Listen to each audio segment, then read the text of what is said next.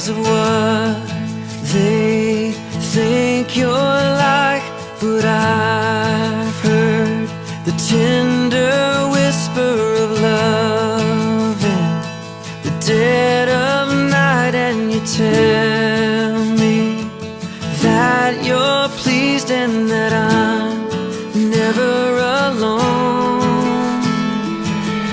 You're a good, good father. It's who you are. It's who you are. It's who you are, and I'm loved by you. It's who I am. It's who I am. It's who I am. Oh, and I've seen many searching for answers far and wide, but I know we're all searching for answers only you provide, 'cause you know just what we need before we say a word. You're a good, good father. It's who you are. It's who you are. It's who you are, and I'm loved by you. It's who I am. It's who I am. It's who I am. Because you are perfect in all of your ways. You are perfect in all of your ways.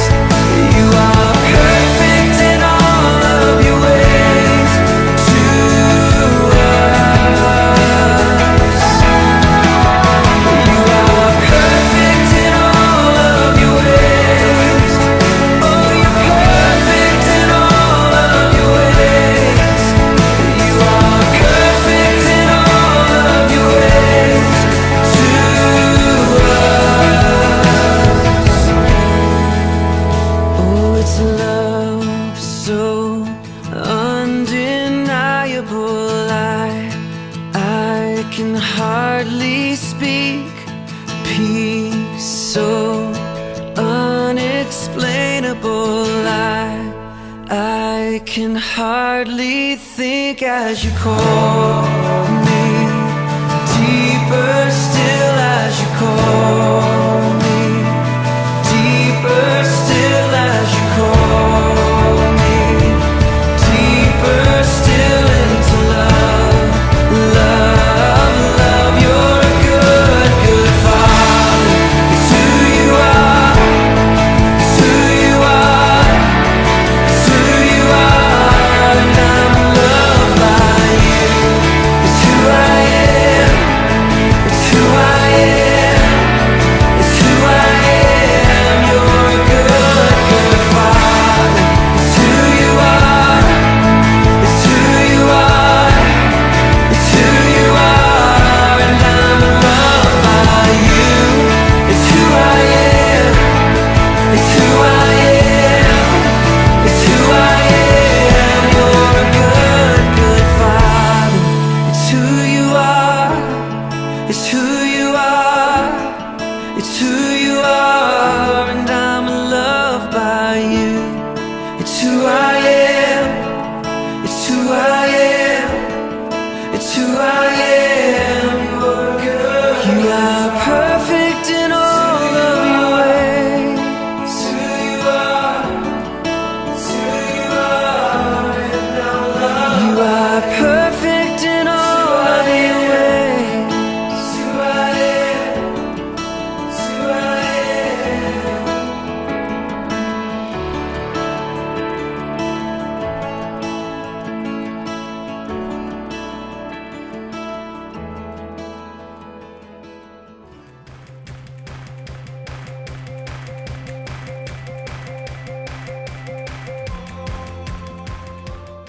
Hello, adventurers! It's me, Haley, or as I'm known in treasure hunting circles, Arizona Haley!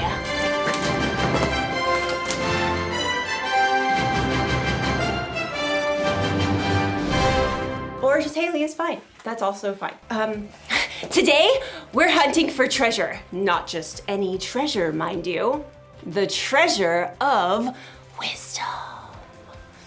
Wisdom is finding out what you should do and doing it. Now, you may be thinking, wisdom doesn't sound like much of a treasure, but treasure can come in all shapes and sizes. Like this piece of pottery. It doesn't look like much, but if you look closer, closest,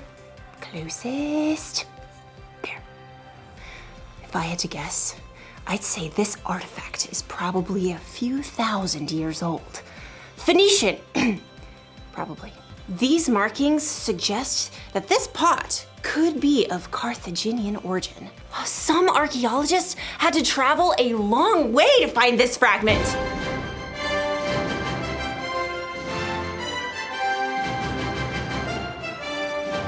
Who can say how much this piece is worth? I'm thinking 14, 15, $7.49.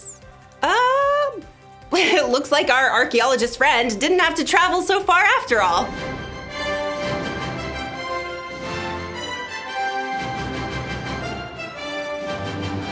You see, you can find treasure anywhere. You can find it halfway across the world. Or you can find it at Frank's Pottery Emporium. Wisdom can be like that. For some wisdom, you may have to dig really deep or travel really far. But other times, like in today's story, wisdom is closer than you think. Ooh, I wonder what era this is from. Oh, this is just my coffee. Now that's what I call treasure. I'll see you soon when I am much more caffeinated. Bye. The Bible. It's 66 books of history, stories, letters, and poetry that fit together to form God's one big story. The epic adventure of how He created us and loves us so much that He made a way to rescue us. As we travel through the Bible, from Genesis to Revelation, we discover people who met God and found their lives changed forever. Now, for an amazing story, inspired by the book of Luke, chapter 2, verses 41 through 52. When God sent His very own Son, Jesus, to earth, angels shouted the good news. Fear not, I bring you good news of great joy. Shepherds and wise men journeyed to visit Jesus, and later, Mary and Joseph hurried to Egypt with their young son to keep him safe from King Herod. But Jesus wasn't always a baby or a young child. We don't know much about his early years, but he had to learn to walk and talk just like every other child. Mama. He probably learned from Joseph how to hammer nails and smooth pieces of wood for tables and wheels. We do know one very important story from the time Jesus was a boy. One of Jesus' followers, Luke, wrote it down many years later. He begins, every year Jesus' parents went to Jerusalem for the Passover feast. And when Jesus was 12 years old, they went up to the feast as usual. Lentils, water skins, extra sandal straps. Jesus, run and tell your father we're packed and ready to leave. Yes, Mother. The trip from their home in Nazareth to Jerusalem took several days. Friends and family traveled together. Jesus likely spent the day with his cousins and friends, finding his parents at dinner time. I brought sticks for the fire. I'll start this stew. We should reach Jerusalem by noon tomorrow. We don't know what Jesus thought or felt when he saw the city of Jerusalem perched on the rocky hillside ahead. Years later, he would enter the city to the shouts of cheering crowds. But for now, Jesus was just a boy celebrating Passover with his family. You remember where your cousins live, right? We're staying with them again. I can find it. All week, families celebrated with relatives. Together, they enjoyed the Passover feast. You, O Lord our God, have given us festival days for joy, in remembrance of the departure from Egypt. Blessed are you, O Lord our God. When the feast was over, Mary and Joseph packed and began their trip home along the crowded roads. At the end of the day, they stopped to set up camp. Jesus, can you start the cooking fire? Jesus? I thought I saw him with... No, that was before we left the city. Mary and Joseph searched through the nearby families settling down for the evening. Have you seen Jesus? Not since he gave me the last potato pancake yesterday evening. No one's seen him. Since Jerusalem. We left him in the city. Frantic, Mary and Joseph hurried back to Jerusalem to search for their missing son. They immediately checked the home where they had been staying.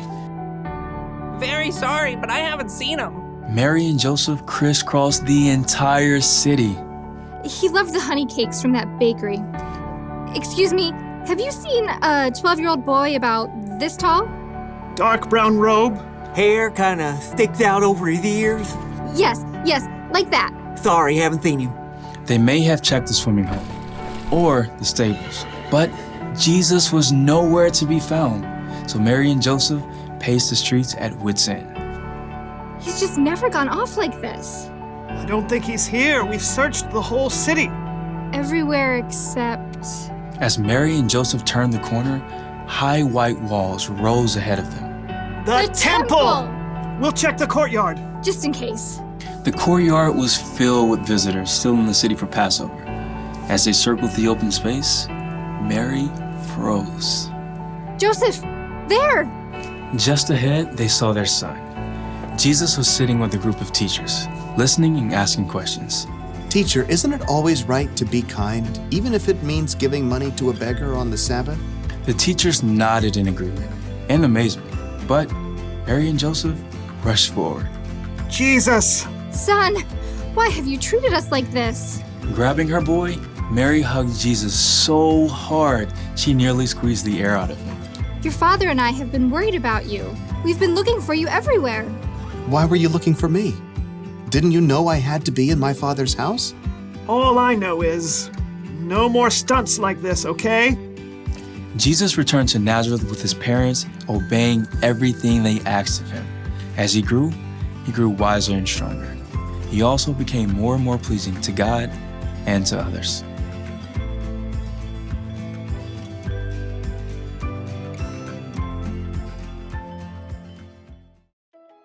You want to know why wisdom is such a treasure? Because we have so many choices to make in our lives. Wisdom can help us know what to do and when to do it, what to say and how to say it, where to go, who to hang out with, all the choices. Wisdom is a very valuable treasure. So, where do we find wisdom? When Mary and Joseph were searching all over for Jesus, they found him in the temple asking questions and listening to wisdom from the teachers. So maybe we can search for wisdom from our church leaders.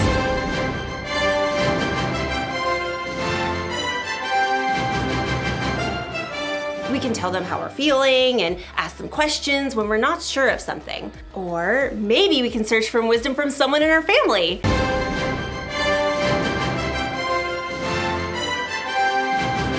Your family probably knows you better than anyone, and they can help you make tough decisions in a way that no one else can. And there's another place that we can search for wisdom. Ta-da! The Bible is full of God's wisdom. Maybe you have one that looks like this. Or maybe you can find a Bible app on someone's phone, and then you should take some time to read it. Or have someone read it to you. Some people spend their lives searching for wisdom in the Bible. That's because wisdom is worth searching for. That's the one thing to remember today. Wisdom is worth searching for. Travel the world if you can, or look in your own home. But keep searching for wisdom. Valuable treasure awaits! Like this Etruscan urn shard. Ah! Hopefully that wasn't too valuable. Well, I will see you next time on our next adventure. I really hope we have some Etruscan glue.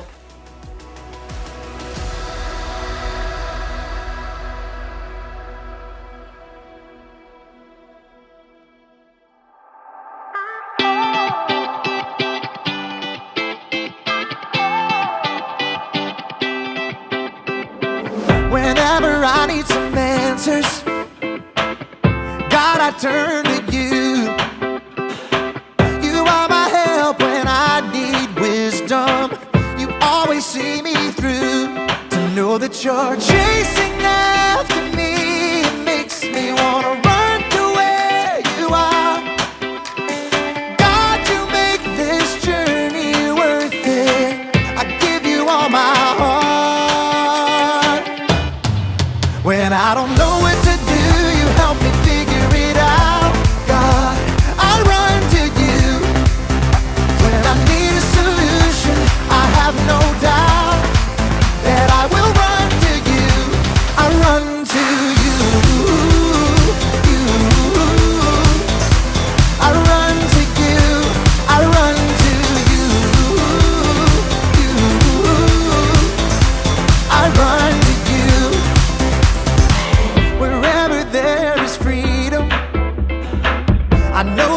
where you'll be.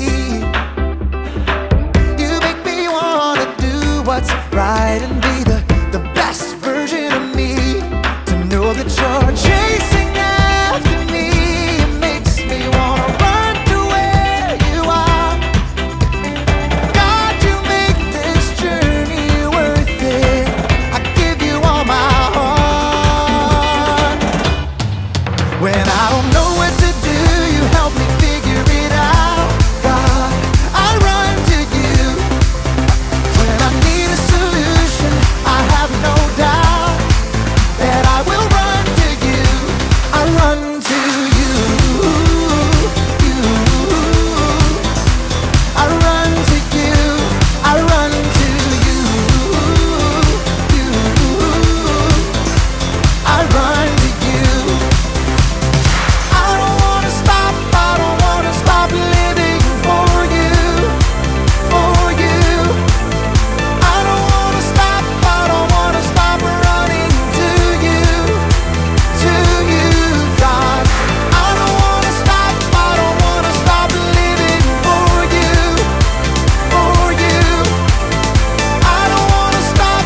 I don't wanna stop running to you. To you, God. You're all I need. My source for everything.